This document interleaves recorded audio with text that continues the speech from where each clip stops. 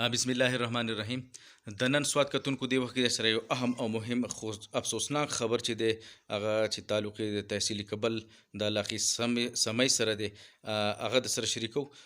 یو پلین کوچ دی چې هغه تلو د یو خاندان پکې تقریبا شپږ تنان چې دی هغه سوارو چې په د کم تفصیلات چې مخې ته راغلي د هغې د تفصیلاتو تر مخې چې دی په هغې کې دوه کسان چې دی هغه وفات شوي دي او څلېرویشت نور کم تنان چې دی هغه جوبل شوي دي. د نور تفصیلاتو دپاره موږ رابطه کړې ده د ریسکیو 1112 ترجمان وقار سره.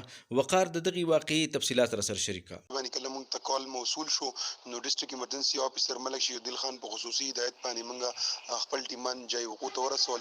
په دې کې چې کوم مریضان ول ناغو ته فرست ایډ پرووایډ کو او د هغې نه بعد چې دی نو دیولۍ او کابل هسپتال ته منتقل کړل. د هغې سره سره په دې کې چې کوم تشویشناک حالات کې کوم مریضان ول کوم سیریس مریضان ول نو هغه چې دی نو موږ سیدو شریف هسپتال ته منتقل کړل.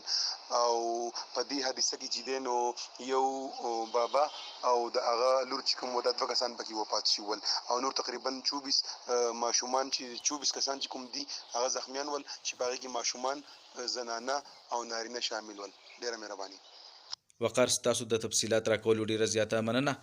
کتونکو تاسو د وقار نه تفصیلات واوریدل چې را دغه یو بدقسمته پلین کوچ چې و دا په سکار باندې د یو خاندان کم تنان چې دی هغه تقریبا شپږ تنان په دې کې سوارو چې هغه دغه پلین کوچ چې دی هغه د یو دغه نه سړک نه لاندې یو کندې ته پرېوتی دی. د هغې د کبله چې دي دوه تنان چې یو پکې 50 کلنه یو مشر سړی او ورسره یو د هغه لور چې د زنانه هغه وفات شوي دي.